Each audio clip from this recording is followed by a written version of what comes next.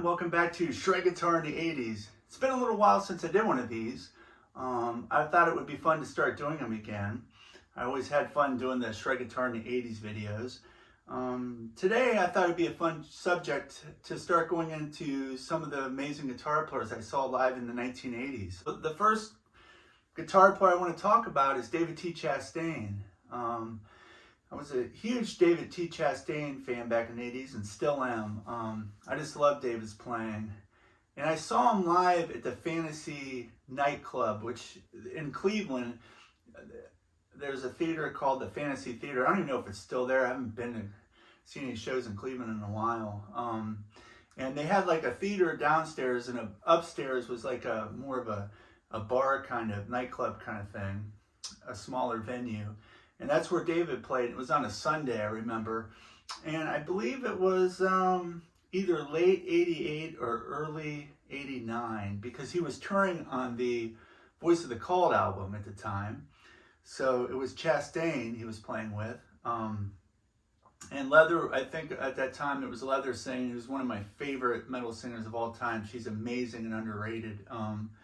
Mike Skimmerhorn was on bass. I think Les Sharp was on drums and David on guitar. So it was kind of like CJSS, but with Leather singing instead of Russell. So I was just so excited to see Chastain live. And when I went to the venue, I remember getting there early and they were doing a little sound check, but David, I don't remember seeing David. It was just kind of the drummer, I think, and the bass player just finishing up. And a local Cleveland band opened up at that time called Out of the Blue, who had a really good guitar player who would go on to do some things with Paul Gilbert, actually. And I think he played bass with Paul Gilbert for a while. And they were really good. And then Chastain came out, and I got right up in front. And it was just an amazing concert.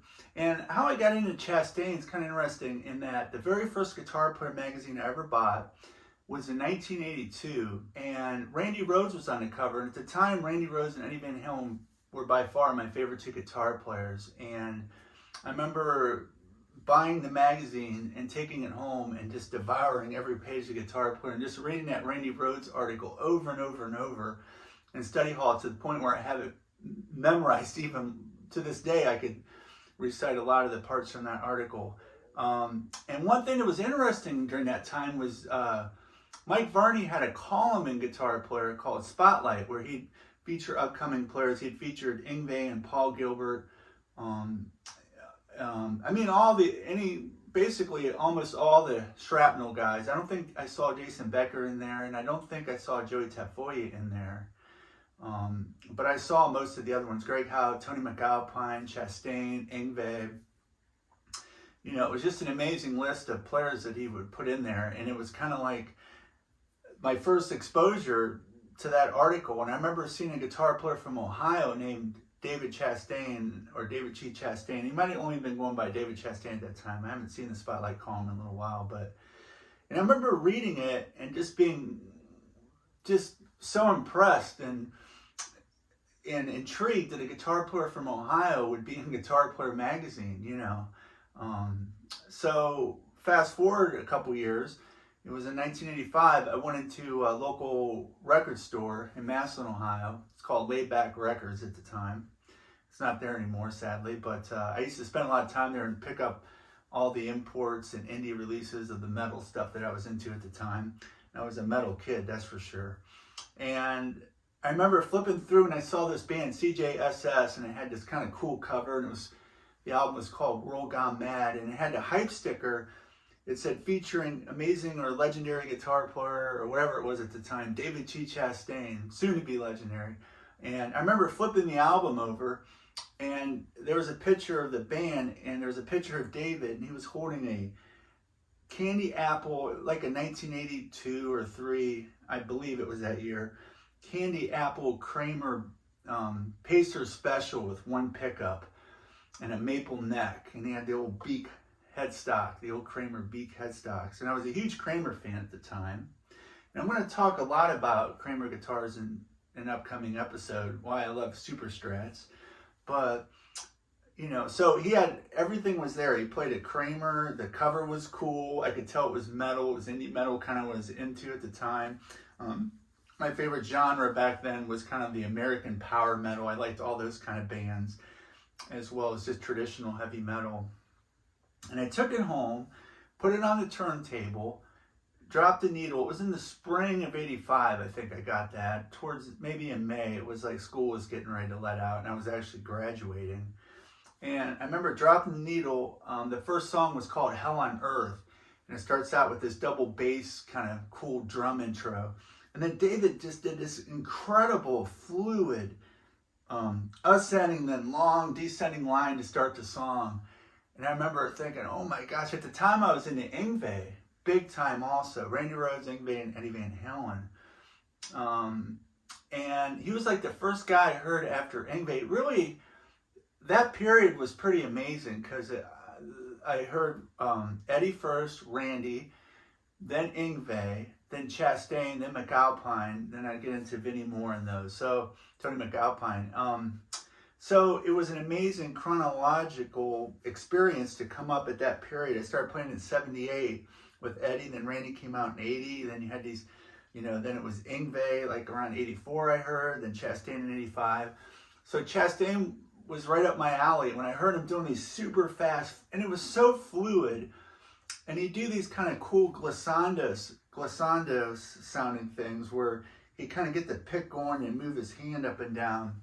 And it just was super fluid and really unlike anything I've heard. So when I finally got the opportunity to see David, I had bought everything that I could buy him. And I remember being so excited to go see him. And when he finally came out and started playing, you know, when I listened to the record, it was so unpredictable. I thought that a lot of that stuff were things that just happened one time, these amazing things that he did that maybe would be hard to duplicate. But what really blew me away is when I saw David, he could duplicate everything. I mean, he could play all those runs. I mean, he had it. Those things were worked out. They were just beautiful. Worked out in terms of being consistent. I still think he improvised tons, but man, that concert was amazing. And he played I remember he played Night of the Gods off the first Chastain album, and I was just blown away by that song. And just his playing in general, and he gave me a guitar pick, and he had the Kramer. He was playing the Kramer at that concert. It was like I said, the Voice of the Cult tour, so he was playing everything kind of prior to that. He played Fighting to Stay Alive, just all the songs that I listened to so many times. I actually got to see someone right in front of me. I got right up front, and it was so inspiring. He actually gave me a guitar pick, reached out and handed it to me, and I remember when I looked at it, one side was really worn away, and I noticed when Dave was playing, he kind of held the pick up like this, like when I first started playing. So the one side that really was worn away, I think he was more of a downward pick slanter, and it was kind of like the upstroke was kind of worn away more, if I remember right, it's that side, but I could be wrong. But as far as his playing, it was just amazing. He used to use the Gibson Lab Series amps back then, and they were solid state. And the guitar player from King's X would actually use the same amp, and everyone talked about his tone. I remember in the 90s how cool his tone was.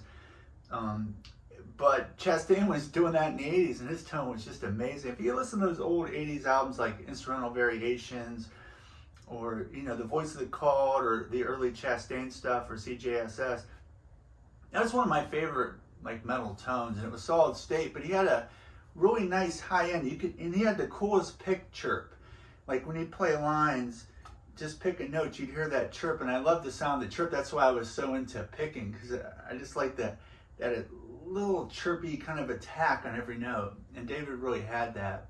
And one thing I loved about David's playing is he used the bridge pickup exclusively, and I love the sound of the bridge pickup, which I'll get into that another time. But I love shredding on the bridge pickup, and David did that, and even to this day, it's been a huge influence, just his sound and attack. So I remember going home after the concert and just listening to all the Chastain stuff, and I went down the Chastain rabbit hole for a long time. after that concert, trying to, learn as much as I could. And I'd already tried to figure out a lot of his solos, but after seeing him live, it was just so inspiring to me. So that concert was huge for me. So that's one in the 80s that I just was blown away by. Another concert in the 80s that I saw, and I've seen this guitar player a few times in the 80s, was Greg Howe. And I remember there was this place in Akron, I think it was called Jackie Lee's or something, and he was playing there with his band. And I remember went to see him, got up front. The interesting thing was that I was a huge Van Halen fan. So when Greg's album came out, I was blown away because he was playing all the cool technique things of the neoclassical players, combined with Van Halen's feel and kind of a straight ahead rock thing like Van Halen, and doing amazing things with finger tapping. And I never really did a lot of finger tapping in the day. It was never appealed to me as much as picking and hammering the notes with the left hand. But when I saw Greg playing all this killer two-handed stuff, when I was listening to the album, like the Descending Triplets and stuff like that, I thought it was a left hand, so I was figuring that stuff out with the left hand. And when I saw him tapping it, I was just blown away. And I remember he did a lot of licks where he'd bar his first finger and his third finger, and he would just kind of work to pentatonic shapes and play all these cool things. He would do like arpeggios like that, like cool stuff like that. And his playing was super fluid, and his phrasing was killer, and the whole band was great. His brother Al Howe was just an amazing singer. I think he passed away sadly, but I just loved it. The whole band was great. The bass player, the drummer, I forget his name, maybe Joey Novello. I could be wrong. But I remember them covering two Van Halen songs. I believe it was Light Up the Sky and Bottoms Up. That concert had a huge impression on me, so much that I went out and bought an H&M Strat. And I think at the time he was using the Fender Dual Showman amps. It was so great that I saw him in Akron, and then I think the next night they played in Cleveland, so I drove up there and saw him again in Cleveland. And he played a couple songs off his solo album and a bunch of stuff off the High Gear album with his band, How To. But Greg just made a huge impression on me. And then a couple years later, I saw him up in Cleveland. And after the concert, I was just kind of hanging out, and he was hanging out. And we talked it was probably an hour and a half after the show.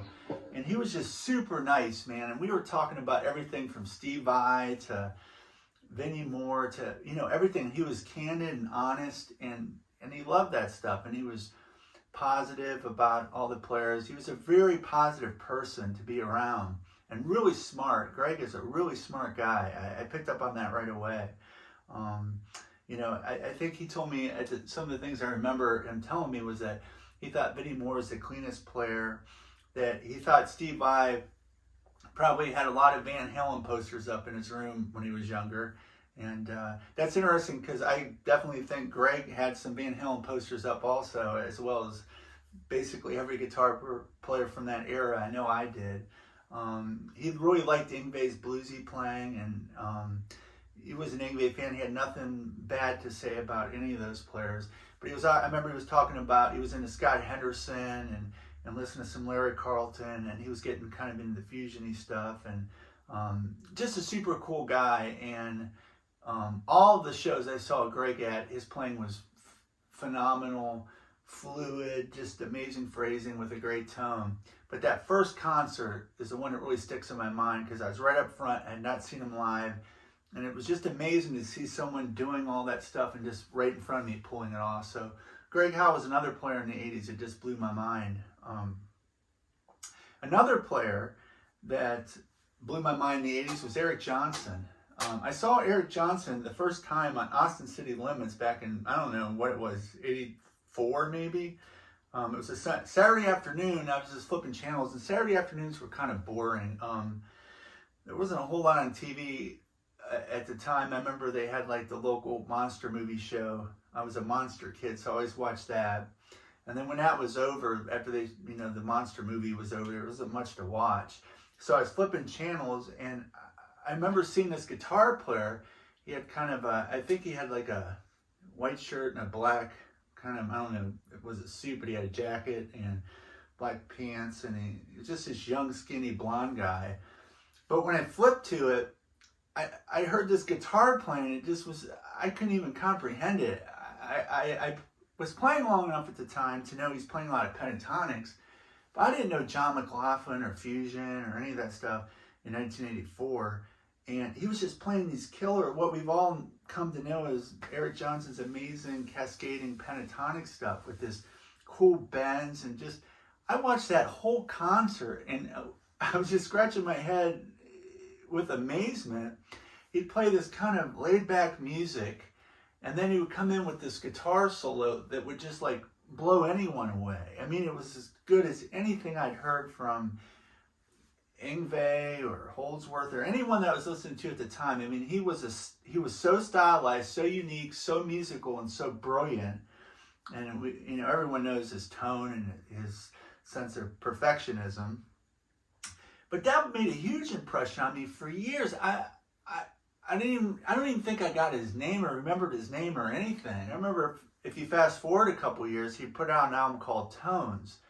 And I remember buying Guitar Player magazine and it had him on the cover. And I remember right away, there's that blonde skinny guy. So I bought the magazine and I bought Tones on the same day. It was 1986 and I took it home. And I remember that is still one of my favorite albums of the 80s and by far my favorite Eric Johnson album. There's just a magic to that album. Zap, Soulful Train, all that stuff. Just amazing guitar playing. And the one thing that was super killer about that Guitar Player magazine, there was a sound page in that magazine of the live performance at Cliffs of Dover from that Austin City Limits show that I'd seen a couple years earlier. And I listened to that sound, I put that sound page recording on and dubbed it to a cassette. And I listened to that thing over and over. And I was trying to cop those Eric Johnson lines right off the bat. And I kind of picked up on the descending 5 thing pretty quick. But at the time, I didn't really do any sweeping. So I was kind of doing pull-offs and stuff. So I got the opportunity to see him then at Peabody's Down Under. And I believe it was 1990. So shred guitar in the 80s. I'll include 1990 in that if you don't mind. And it was I remember it was at Peabody's Down Under in Cleveland. It was just packed. And I was up front again. I got there early and went with a friend of mine and we watched the concert. I was watching the concert and just blown away by his musicianship. I mean, all his tones and his playing. And it's just beautiful guitar playing. And to this day, if I'm cruising, YouTube or something, I see an Eric Johnson video, I always click on it and watch it and listen to Eric all the time and his touch and his phrasing. It's just been a huge influence on me. And at that concert, I could really pick up on some of the things he was doing. And that's when I kind of saw that he was doing 2 downs when he was playing a lot of those lines. And it was kind of like Yngwie, I remember getting a video of Yngwie with Alcatraz and a bootleg from the Japan stuff and noticing he was slipping his pick. I didn't know what sweeping was. When I saw Yngwie, I called it slipping. He slipped his pick. And Eric did that all over the place. I remember going home and trying it. At the time, I was alternate picking and I just wasn't set up to do all that stuff. And then I kept tweaking it so I could kind of do it. And I can still kind of do it to this day. But just his tone, his presence, and he was just so intense and so into it, but just so, you could tell he was humble and laid back, and for someone to have that gift and play like that was just amazing. So the Eric Johnson concert just blew my mind, and I actually kind of figured out what he was doing from the concert, so that was a huge impression on me.